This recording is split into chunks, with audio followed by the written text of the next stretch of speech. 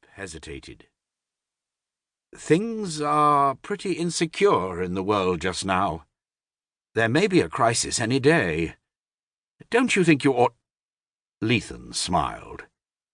"I've thought of that. But if I stayed on, I could do nothing to help. That isn't a pleasant conclusion to come to, but it's the truth." Ritson stood at the door of his room and watched his departing guest going down the corridor to the central lobby. He turned to a junior colleague who had joined him.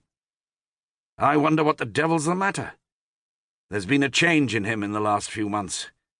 But he doesn't look a sick man. He was always a bad colour, of course, but La Mancha says he's the hardest fellow we ever knew on the hill." The other shook a wise head. "You never can tell. He had a roughish time in the war, and the damage often takes years to come out. I think he's right to slack off, for he must have a gruelling life at the bar. My father tried to get him the other day as leader in a big case, and he wasn't to be had for love or money. Simply snowed under with work." Leithen walked from the house towards his rooms in Down Street. He was still keeping his thoughts shut down, but in spite of himself the familiar streets awakened memories. How often he had tramped them in the far-off days when he was a pupil in Chambers, and the world was an oyster waiting to be opened. It was a different London then, quieter, cosier, dirtier perhaps, but sweeter smelling.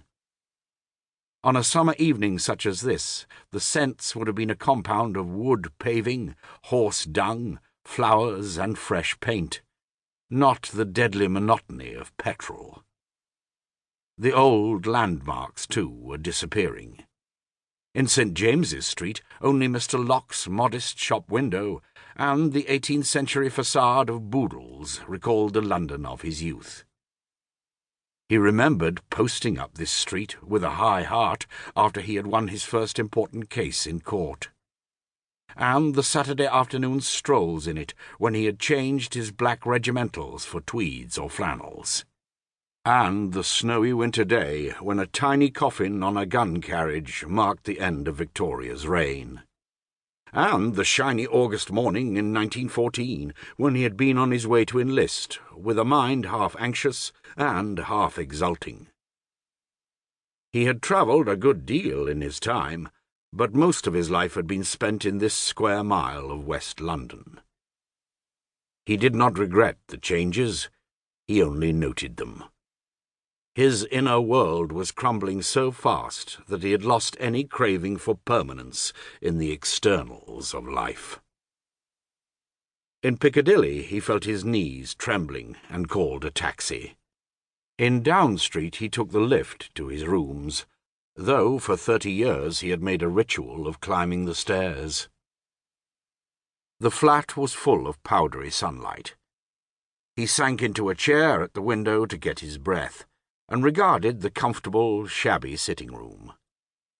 Now that he seemed to be looking at it with new eyes, he noted details which familiarity had long obscured.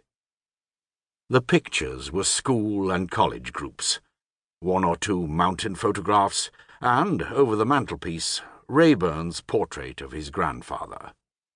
He was very little of a connoisseur, though at Borrowby he had 3 Van Dycks, which suited its Jacobean solemnity. There were books everywhere. They overflowed into the dining-room and his bedroom and the little hall.